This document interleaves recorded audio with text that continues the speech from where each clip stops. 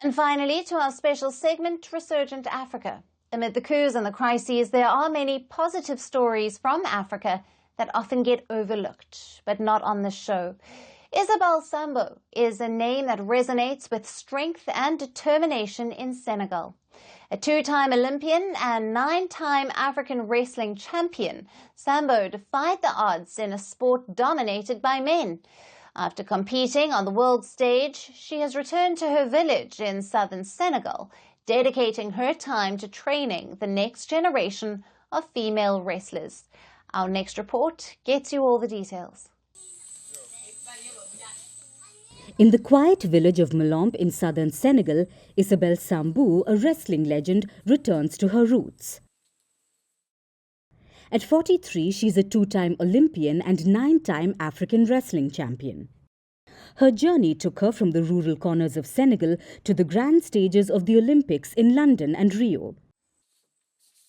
And now, she's back home not to rest, but to pass on her legacy. Sambou's story is one of resilience and determination. In a country where wrestling is revered but often male-dominated, she broke barriers. Sambou became a trailblazer.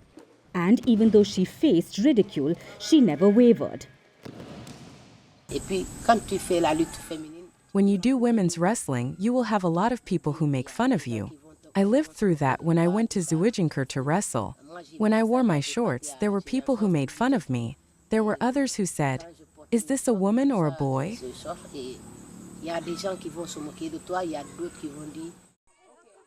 Now Sambou dedicates her life to coaching the next generation of female wrestlers in her village.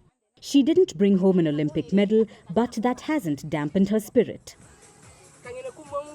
Instead, it fuels her desire to see one of her trainees achieve what she could not. She dreams of discovering the future Isabelles, those who will rise and perhaps surpass her legacy.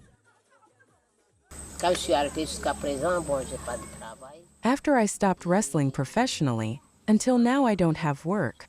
I'm also not married yet. Well, that's how it is. It's just that when I stopped, I came back here to my village. I told myself that I need to find my roots again, in order to find the future Isabelles, the future champions, those who will do maybe more than Isabelle. Because it was my dream to bring a medal to Senegal.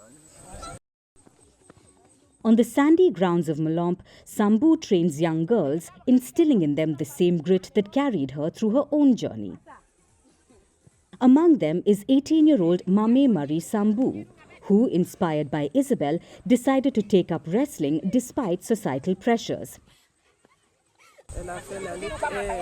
She was a wrestler, and I saw her and said, well, I'm going to be like her. When I started to wrestle, people said that they've never seen a girl wrestle. But I never listened to them, because if I did, I would never have found myself here where I am.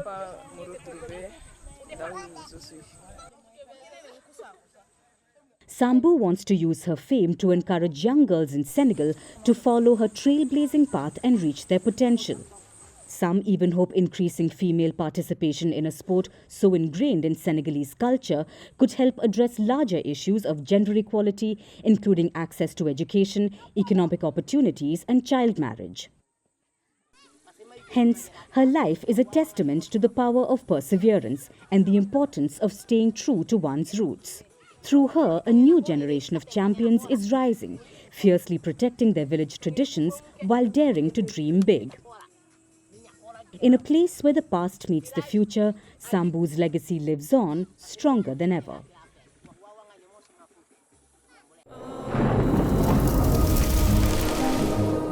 Climate change is on our doorstep. It's time for a revolution to take root. And it starts with 1.4 billion Indians. It starts with one tree for humanity, one tree for Mother Earth, one tree for our future. Project One Tree, a News 18 network initiative.